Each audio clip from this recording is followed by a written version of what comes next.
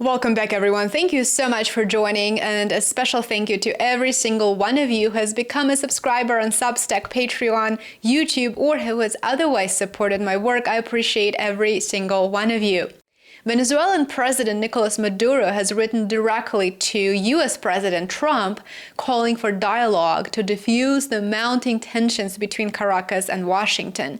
This letter marks a rare instance of direct communication, or at least an attempt to communicate, between two leaders.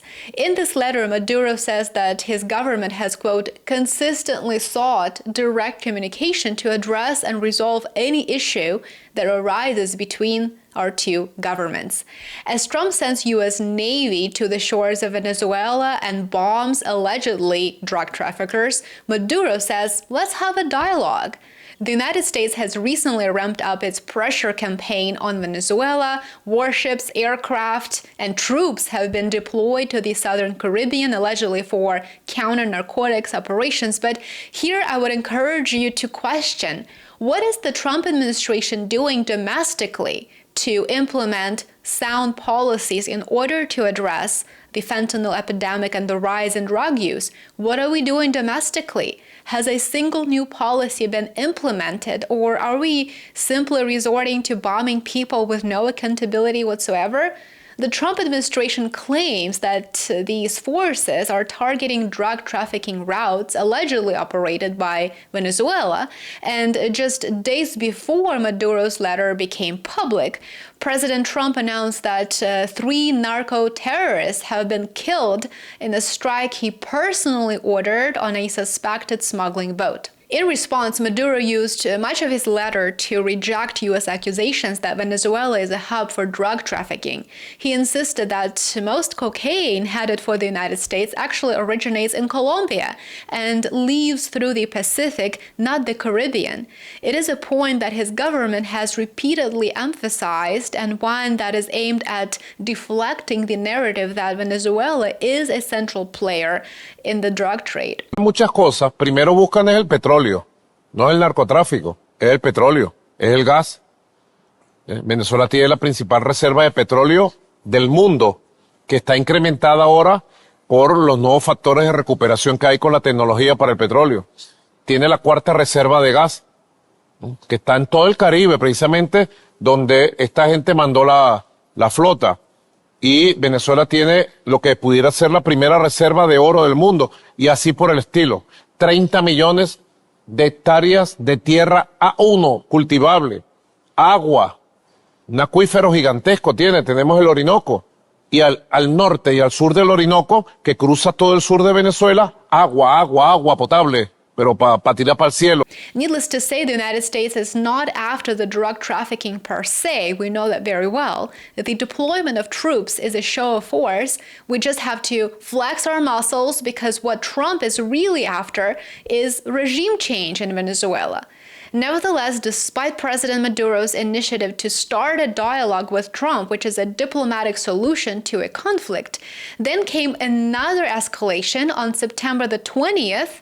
Trump posted on his TruthSocial warning Maduro that he would pay what he called an incalculable price if he refused to accept the deportation of Venezuelan prisoners, including those coming from what Trump described as insane asylum. Trump said in his post, "Get them the hell out of our country, or the price you pay will be incalculable." Those are Trump's words. The rhetoric was very aggressive, very personal, and of course, highly public. Imagine if this threat that I just verbalized, that I just read, was made by, let's say, the Chinese President Xi Jinping or the Russian President Vladimir Putin. The West wouldn't stop huffing and puffing about the threats and the tone, but this appears to be quite acceptable otherwise. And yet, amid all of this, Maduro is extending an olive branch. In his letter, he, quote, respectfully invites President Trump to promote peace through what he calls constructive dialogue and mutual understanding throughout the hemisphere. Do you see what the Global South is doing here? It is not catching the bait to escalate, to effectively resort to this continuous cycle of escalation. The Global South says, look, I see what you're doing. You're trying to raise the stakes, but let's choose peace. Let's choose diplomacy, not confrontation. This is the message that we hear from Putin, who has been calling for a meaningful long-term peace in Ukraine for years. Если мы говорим о каких-то мирных процессах, то это не должны быть процессы, связанные с перемирием на неделю, на 2 или на год, для того, чтобы страны НАТО перевооружились и запаслись новым боезапасом. Нам нужны условия долгосрочного, устойчивого и прочного мира, обеспечивающие равную безопасность для всех участников этого непростого процесса. И вот именно к этому мы и должны стремиться. We also hear a very similar message from Xi Jinping when it comes to Taiwan and South China Sea and, of course, trade tensions. And now we hear this message from Maduro over and over again. So what's really going on here? On one hand, this could be read as a diplomatic maneuver by a leader under increasing pressure. Maduro faces not only U.S. military activity near his borders, but also a sustained effort by Washington to delegitimize his government. The United States has offered a $50 million reward for information leading to his arrest and officially designated him as a narco-terrorist. That is not the language of diplomacy. That is the language of confrontation. The Department of Justice and State Department are announcing a historic $50 million reward for information leading to the arrest of Nicolas Maduro. Maduro uses foreign terrorist organizations like TDA, Sinaloa, and Cartel of the Suns to bring deadly drugs and violence into our country. But on the other hand, Venezuela isn't just reacting, it is recalibrating. Around the same time that Maduro sent his letter to Trump, Venezuela's National Assembly approved the first reading of a sweeping cooperation pact with Russia. The measure was framed as a rejection of what lawmakers called the hegemonist policies of imperialism and an embrace of a multipolar world order that is based on sovereignty and equality of states. The pact between Venezuela and Russia outlines cooperation in key areas such as defense, energy, technology, and economic development. A commission will be also established to oversee its implementation and execution.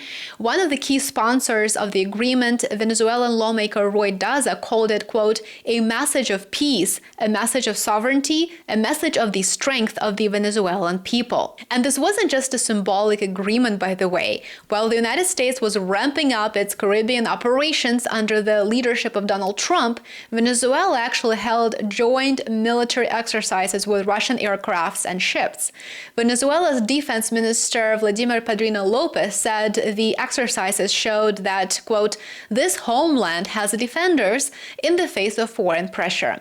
So while Maduro is calling for peace with Washington, he is simultaneously strengthening ties with Moscow. Russia has been one of Venezuela's oldest and most steadfast allies. Russia has supplied billions in military equipment and investments, and most recently Maduro and Putin signed a cooperation accord extending their partnership to the year 2035. Despite this, President Trump publicly denied any plans for regime change in Venezuela. Speaking aboard Air Force One after a state visit to the United Kingdom, Trump said flatly, no, I have not, when asked whether he had discussed removing Maduro with Secretary of State Marco Rubio or military leaders. Still, his administration's actions and rhetoric, too, tell a more complicated story. At its core, Maduro's letter is effectively an attempt to shift the narrative from confrontation to diplomacy, to dialogue. But whether Trump or the broader U.S. political establishment, for that matter, will entertain entertain such ideas is far from clear. At this point, they do appear to be set on confrontation and confrontation only.